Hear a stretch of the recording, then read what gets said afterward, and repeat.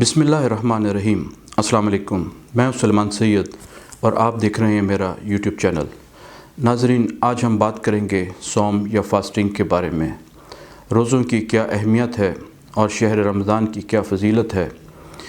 ये एक old tradition है जो ज्यूज़ में, क्रिश्चियंस में, हिंदुइज़म में और बुद्धिस्ट में चला आ रहा है, जिसको वो लोग प्रैक्टिस कर रहे हैं, अगरचा इसके मकासद मुख्तलिफ रहे हैं।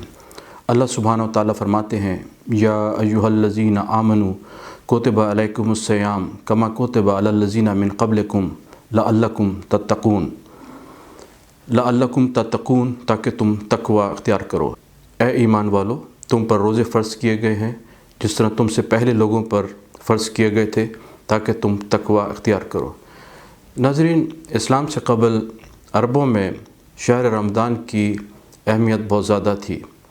इस महीने को होली मंथ या सेक्रेड मंथ समझा जाता था और इस शहर रमज़ान में ये लोग क़त्ल व गारत और खून रेज़ी से और जंग व जदल से इज्तनाब करते थे।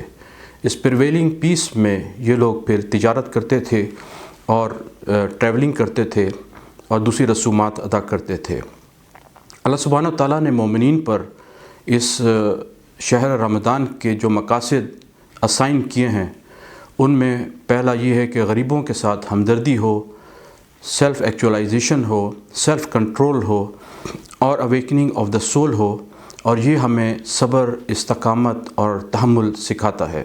क्या रोज़ा सिर्फ़ भूखा प्यासा रहने, फूड, ड्रिंक्स और सेक्सुअल रिलेशनशिप्स को अब्स्टेन करने का नाम है? हम देखते हैं कि हमारे पैदा होने से मौत तक का जो सफ़र है, उसमें हम फ़िज़िकल बॉडी की नीड्स और रिक्वायरमेंट्स को पूरा करते हैं। इस मटेरियल वर्ल्ड में हम अपने सेंसरी परसेप्शन से जो कुछ भी हासिल करते हैं, हम उसी में इन्वॉल्व रहते हैं और कॉन्शियसनेस हमारी डेड हो जाती है, यानी कि हम स्पिरिचुअली अनकॉन्शियस हो जाते हैं। अल्लाह ताला के नज़दीक हमारी एग्जिस्टेंस जो है वो स्पिरिचुअल है, और एक टेम्पररी एग्जिस्टेंस जो हम 70-80 साल की उम्र रखते हैं, उस पे हमारा पूरा फोकस रहता है। हम उसकी नर्चरिंग पर, उसकी फूड पर, उसके नीड्स और डिज़ायर पर थ्रू आउट लाइफ फोकस करते हैं, जबकि हमारी परमानेंट एग्जिस्टेंस जो है, एटर्नल एग्जिस्टेंस जो है, उसको हम फरामोश कर देते हैं। ये रूहानी जो हमारी एग्जिस्टेंस है, चूँकि ये अल्लाह ताला की तरफ से अता की गई होती है, तो इसकी जो फूड है या इसकी जो नरिशमेंट है, ये भी अल्लाह ताला ही की तरफ से नाजिल होगी। वो कुरान है जिसको हम, जो इस बाबरकत महीने में नाजिल किया गया लैलतुल क़द्र में, और हमें इस स्पिरिचुअल कॉन्शियसनेस को जगाने की ज़रूरत रहती है। हमारे तमाम अमाल का दारोमदार नीयतों पर होता है। इन्नमल अमालु बिन्नियात। और नाज़रीन, नीयत जो है ये अल्लाह ताला के लिए है और उसी की कुर्बत हासिल करने के लिए, उसकी प्रॉक्सिमिटी के लिए होती है। हमारे तमाम अमाल जो हैं अल्लाह सुब्हानहू व तआला के लिए हैं, और नीयत का मकसद कुर्बतुन इलल्लाह है, यानी कि सीकिंग क्लोजनेस टू अल्लाह और सीकिंग प्रॉक्सिमिटी टू अल्लाह सुब्हानहू व तआला। चूँकि अल्लाह ताला एक किसी क्लोज़ एनवायरनमेंट में नहीं है या किसी फ़िक्स्ड लोकेशन में नहीं है, और स्पेस और टाइम उसकी क्रिएट की हुई हैं, तो हम फ़िज़िकल सेंस में अल्लाह ताला के करीब नहीं होते। लेकिन स्पिरिचुअली हम अल्लाह रब्बुल इज़्ज़त के करीब हो सकते हैं अगर हम उसकी प्रेजेंस को अपनी लाइफ में इंक्लूड करें। ये स्पिरिचुअल प्रेजेंस जो है, ये हमें अल्लाह ताला के करीब ले जाती है। अल्लाह सुब्हानहू व तआला हमें एज अ स्पिरिचुअल बीइंग देख रहा होता है। वो हमारे लिबास को, हमारी शक्लों को नहीं देखता, बल्कि हमारे क़ुलूब को देखता है। ये स्पिरिचुअल अवेकनिंग नहायत ही ज़रूरी है जो हम इस महीने में हासिल कर सकते हैं। हमारी फ़िज़िकल बॉडी की लिमिटेशंस हैं, रिक्वायरमेंट्स हैं, और हम देखते हैं कि हमारी इबादत जो हैं वो भी एक नंबर्स और लिमिटेशंस के गिर्द हैं। नमाज हम 5 वक्त पढ़ते हैं, हर नमाज की रकात मुतय्यन है। इसी तरह रोज़ा 29 या 30 दिन का, और हज हर साहिब इस्तिताअत पर ज़िंदगी में एक दफ़ा फ़र्ज़ है। हर जगह पे बाउंड्रीज़ और लिमिटेशंस हैं, लेकिन एक ज़िक्र जिसकी कोई लिमिटेशंस नहीं है, वो ये है कि अल्लाह रब्बुल इज़्ज़त फरमाता है, या अय्युहल्लज़ीना आमनुज़्कुरुल्लाह ज़िक्रन कसीरा सब्बिहुहु बुक्रतन व असीला। ए मोमिनो, अल्लाह का ज़िक्र कसरत से करो और सुबह शाम उसकी पाकीज़गी बयान करो। एक हदीस के मुताबिक अल्लाह का ज़िक्र इतना करने का हुक्म है कि लोग आपको मजनून समझने लगें। قرآن کریم میں صرف ایک مقام پہ سورہ بقرہ میں شہر رمضان کا ذکر ہے۔ اللہ سبحانہ تعالیٰ فرماتے ہیں شہر رمضان الذی انزل فیہ القرآن ھدی للناس وبینات من الھدی والفرقان، یعنی کہ روزوں کا مہینہ رمضان کا مہینہ ہے جس میں قرآن اول نازل ہوا، جو لوگوں کا رہنما ہے اور جس میں ہدایت کی کھلی نشانیاں ہیں اور جو حق و باطل کو الگ الگ کرنے والا ہے۔ ہم دیکھتے ہیں کہ رمضان میں روزہ ایسی عبادت ہے جس میں ناٹ ٹو ڈو لسٹ جو ہے ہماری وہ بہت طویل ہوتی ہے، اور ہمیں بہت سی چیزوں سے اجتناب کرنا ہوتا ہے۔ کھانا پینا اور سیکسول انگیجمنٹس کے علاوہ آپ کو اپنے زبان پر، اپنے ہاتھوں پر، اپنی نظروں پر، اپنے کانوں پر، سماعت پر، ہر چیز پر قابو رکھنے کی ضرورت ہوتی ہے۔ آپ کچھ نہیں کر کے بھی عبادت کر رہے ہوتے ہیں، ایون آپ سو رہے ہوتے ہیں تو آپ عبادت کی حالت میں ہوتے ہیں۔ حضرت ابو ہریرہ سے روایت ہے کہ جنت کے کئی دروازے ہیں جن میں سے ایک دروازے کا نام ریان ہے، یہ روزہ داروں کے لیے مخصوص ہے، اور جو لوگ روزہ رکھتے آئے ہیں وہ ہی صرف اس دروازے سے داخل ہو سکیں گے۔ یہ ہے وہ فضیلت جو روزہ دار کو حاصل ہوتی ہے۔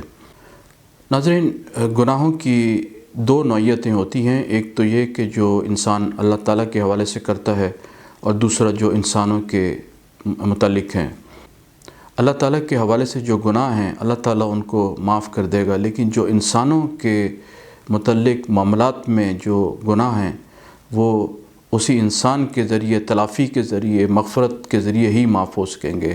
تمام گناہوں کے لیے توبہ اور استغفار شرط ہے، چاہے وہ اللہ سبحانہ تعالیٰ کے لیے ہوں، جس طرح نماز میں غفلت، یا روزوں میں اور زکوٰۃ میں غفلت، یا اور دوسرے معاملات میں، عبادات میں کوتاہی یا کوئی گناہ۔ اللہ رب العزت فرماتا ہے قل یا عبادی الذین اسرفوا علی انفسہم لا تقنطوا من رحمت اللہ ان اللہ یغفر الذنوب جمیعا، کہ اے پیغمبر میرے مومنوں سے کہہ دو کہ جنہوں نے اپنی جانوں پر ظلم کیا کہ اللہ تعالیٰ بڑا مغفرت کرنے والا، بڑا معاف کرنے والا ہے، وہ تمام گناہوں کو معاف کر دے گا۔ یہ مفہوم ہے اس آیت کا۔ تو اللہ رب العزت نہایت ہی کریم ہے، رحمان و رحیم و کریم ہے، اور اس مہینے میں اس کی رحمتوں کے دروازے کھلے ہوئے ہوتے ہیں، شیاطین قید ہوتے ہیں، اور جنت کے دروازے کھلے ہوتے ہیں، جبکہ جہنم کے دروازے بند ہوتے ہیں۔ ناظرین، ہم لوگوں کو اپنی عبادات، اپنے ڈیڈز سے زیادہ ان ڈیڈز کی قبولیت کی فکر ہونی چاہیے، یہ زیادہ اہم ہے۔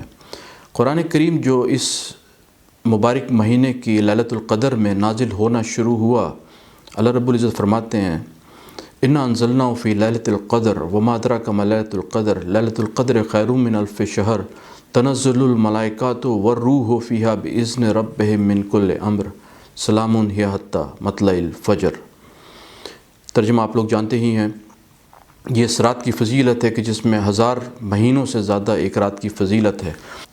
اس مہینے کی اہمیت ہم اس ایک حدیث سے اس طرح سے بیان کریں گے کہ طلحہ ابن عبید اللہ ایک صحابی تھے، انہوں نے فرمایا کہ ایک دفعہ 2 یہودی نبی اکرم صلی اللہ علیہ وسلم کی خدمت میں آئے اور آپ کے ہاتھ پہ اسلام قبول کیا، اور دونوں چلے گئے۔ ان میں سے ایک جو مسلمان ہوا تھا وہ بہت متحرک تھا دین کے معاملات میں، اور وہ ایک جہاد میں شہید ہو گیا، جبکہ اس کا دوسرا ساتھی 1 سال کے بعد بستر پہ وفات پائی اس نے نارمل طریقے سے۔